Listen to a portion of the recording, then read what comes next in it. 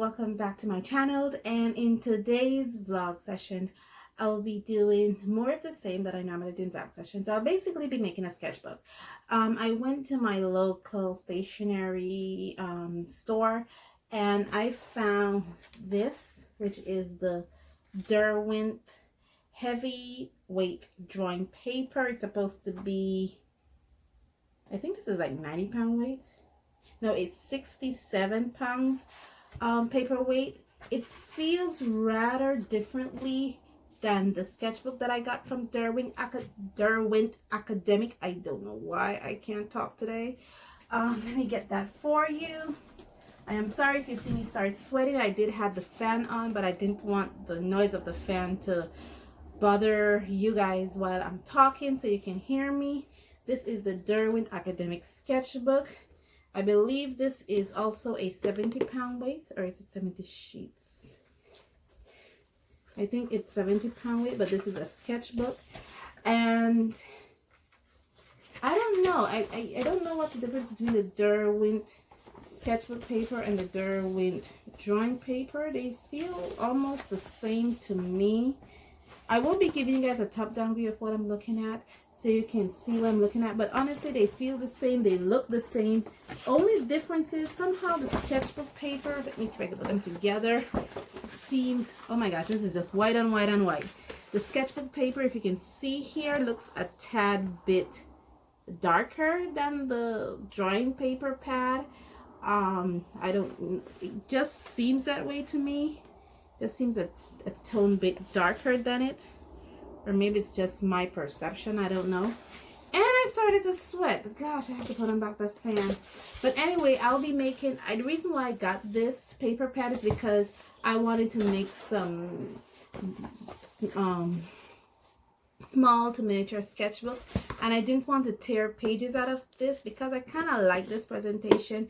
And I mostly use these, if you would follow my vlog or my Instagram channel, to do my sketches in. This is where I actually do figure sketching, like so. I'm really trying to develop this cheap coloring book style, like I call it. But you know, I'm trying to look at it and to see how I could develop things in it. Ooh, my hair. I'm gonna have it puffed out a little bit because I washed it and I want it to dry properly. So it's basically that what I'm doing today. We're just making sketchbooks. So let me get to top-down view, let you guys see what I'm doing, and turn on back this fan so that I could stop sweating, okay?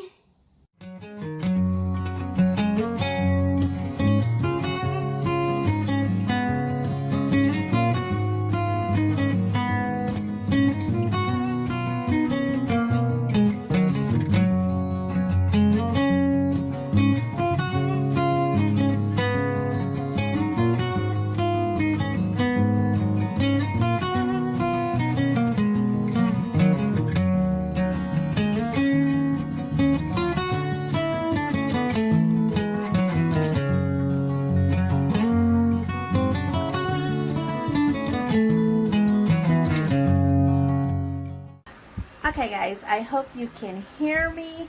I still have the fan on. I'm very sorry. It's like super hot in the country of Belize, and I really can't take the heat as much as I thought I could, so I can't cut it off because you saw me. I was just talking to you for a few minutes and the sweat just keep pouring down. Basically what we're going to do in this talkie session is that I want to talk a little bit about color theory. Yeah, I don't talk about color theory a lot. There's just a trailer of dump trucks just passing the road. That's weird. Huh. Anyway, I have been doing, like, for the past month or so, I've been doing a lot of research, a lot of reading about color. In fact, the book that I am reading right now, there goes my dogs, is actually called Artist's Color Manual by Simon Jennings. I've been reading that book. I am in just basically in all that, but because of I haven't finished. I'm just basically at the middle of the book where it's just talking about the colors and how the colors are formed, what pigments, the history of the colors, and basically getting you used to what the overall feel of those colors are. And it takes you through the entire spectrum of that of those colors, especially more popular colors. And I'm talking like red, blues, browns, black, whites, orange, yellows, stuff like that. It's just basically taking through that entire spectrum. And I love how it starts from like the history of colors and everything else, but I'm not going to give you an entire review of the book. I just appreciate the book very good. And before that, I did one called, I forgot the name of it, Color Harmony was another book I read. I think that was the beginning of it, how I read the book Color Harmony, and then I'm reading now Artist Color Manual. And basically, those are the books I am reading to understand colors. Okay, so what I'm going to do is give you a little snapshot into color theory. Now, color theory is a huge umbrella. It's not just like, 1 + 1 = 2. It's like this huge umbrella of stuff that you can discuss. But the gist of color theory is first start off with your primary colors. Now, there are two types of primary colors. Yes, I said it. There are two types of primary colors. There are those who prescribe to the red, blue, yellow as the primary color set, and then there's those who prescribe to the magenta, cyan, yellow primary color set. Now, I am more towards the magenta, cyan, yellow type of primary set. Now, I'm not saying that red, blue, yellow is wrong. No, whichever theory, whichever direction you prescribe to is the one you prescribe to. I just personally like the magenta, cyan, yellow primary color set over the red, blue, yellow, because I've been taught red, blue, yellow from when I was a kid. But when I now doing all these readings when it comes to colors, and I'm learning more about this magenta, cyan, yellow set, I kind of like it more. Plus, I find myself more affiliating myself with cooler colors versus warmer colors, and to me the red, blue, yellow primary color set is a little more warmer than the cyan, magenta, yellow primary color set. And I should also say that the only difference between the two primary sets is that magenta and yellow, 50% magenta and 50% yellow, gives you red. Take that as you will. Some people believe because magenta and yellow gives you red, it means that red is not a primary color. Other people say that's completely false. I am not going to go into that theory. I'm not going to go into that debate. But if you add a little bit more yellow to that magenta, you will get orange. And now we're talking about neutralizing colors. Neutralizing colors basically is using colors to neutralize each other out or to produce a neutral. Now, you can either do it by contrasting or complementary colors. See, I told you, I'm just giving you guys a snapshot into color theory. And that's basically red and blue. How I understand it is red and blue gives you purple, and if you should add yellow to that, you neutralize it out. Orange and red now. Yellow and red gives you orange, and if you should add blue to that, you neutralize it out. Blue and yellow gives you green, and if you should add red to that, it neutralizes out. Basically, when you add all three primary colors together, whether it's magenta, cyan, and yellow, it will neutralize itself out. Therefore, purple and yellow are contrasting colors, orange and blue are contrasting colors, and green and red are contrasting colors. Cool versus warm. I like to think about it as hot versus cold. And that's how I think about it, because for me, cool is really sweet. And whenever I think about cool colors, I'm thinking about red and yellow. So I don't say that. I say hot versus cold. Even though my mouth is saying cool versus warm, my mind is thinking hot versus cold. I know I have a swatch. I should have been coloring, but I don't want to make this go long. Now, cool colors and warm colors is one thing you need to remember about cooler colors. They tend to regress. Regress means they tend to be more farther away from you. They tend to be colder. They tend to be bluer. So whenever you think cool colors, always think blue. The bluest of blue. Whenever you think warm colors or hot colors, they tend to pop out. They tend to be in your face, aggressive. So whenever you think about hot colors, you think about the sun. Now, the one thing that I've discovered while doing this research and reading about colors for the past 6 weeks or so, yeah, I've been doing it for a while, that cool versus warm is very, very relative. There's no color that is predominantly cool, and there's no color that's predominantly warm. Colors are either cool or warm in relation to the color that is next to it. Yeah, and there's where we begin. I know, right? Mind blown. I just blow your mind when I said cool versus warm is relative. Yeah, it is. Now let's look at it. Now let me show you what I mean, because I just raced through color theory just to get to that mind blown part. Let's pick a nice color. This is I have Crayola in my hand here, Crayola coloring pencils, because I was doing some swatches with these. Don't know why. Sometimes I just like to re-swatch things that I've already pre-swatched out. But I'm having some cerulean blue, some cerulean here. And when you look at this looks pretty nice. It's a pretty nice color. Look at that. Look how beautiful it is. Now, if I should put cerulean blue next to blue itself, you would say, this is blue? No, this is navy blue. You will say, next to navy blue, cerulean blue looks very, very warm. And it does. It really does look very, very warm when it's next to navy blue. However, if I should take the same cerulean blue and put it next to, let's say, sky blue,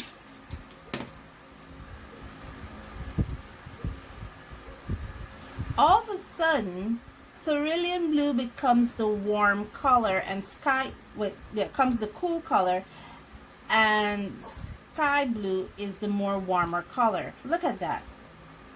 Hence why I say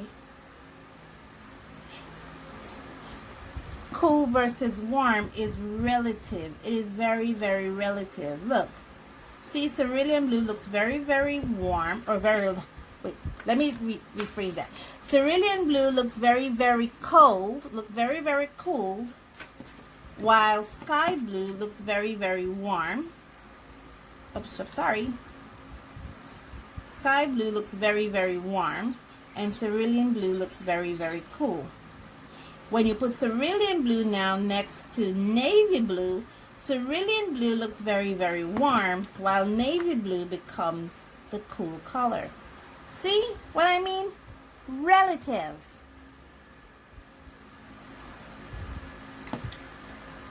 Now let's get to the illustration.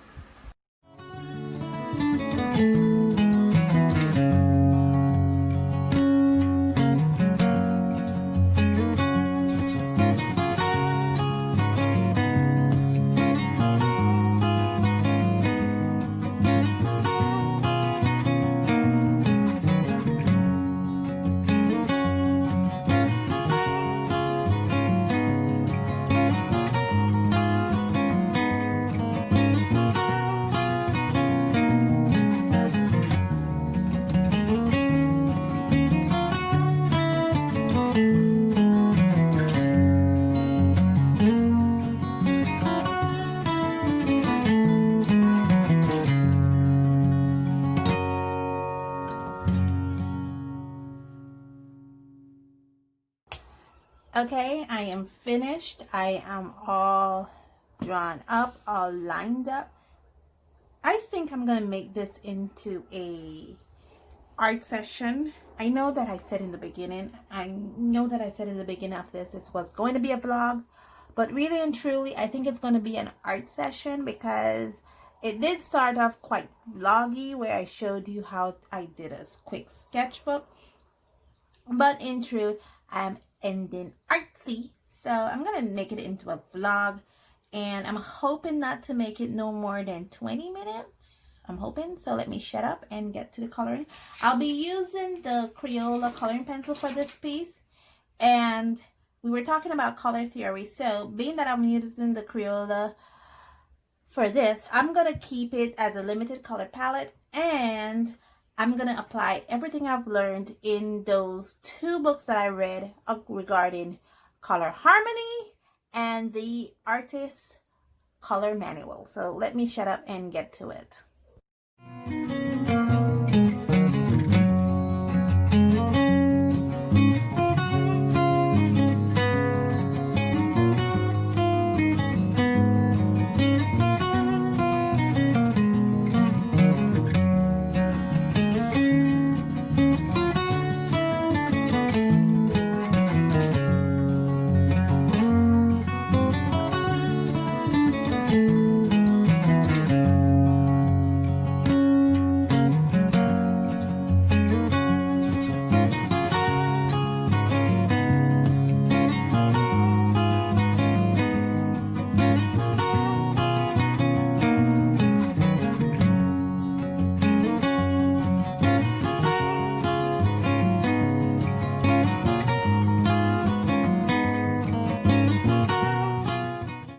Hi guys, welcome back to my channel. Focus please, thank you.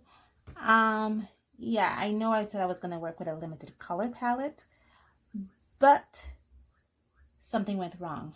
It got late. Gosh. I kind of forgot that color pencils. I've been working with markers and watercolor for so long that I actually forgot that color pencils are a slow medium. And so I was suffering when I looked out at the time and I saw I started like after 2 and now it's after 6. It got late. It got very late. And I don't want to be spending all day just doing this piece because it's just basically for fun. Let me know what you think in the comments below. How does my girl who fell in mud look? I did still use, even though I did not use a limited color palette in the end, I did still use everything that I learned when it came to color theory, when it came to contrasting colors, when it came to complementary, well, contrasting and complementary are the same, analogous and all that jazz. When it came to those colors, I still applied the same thing.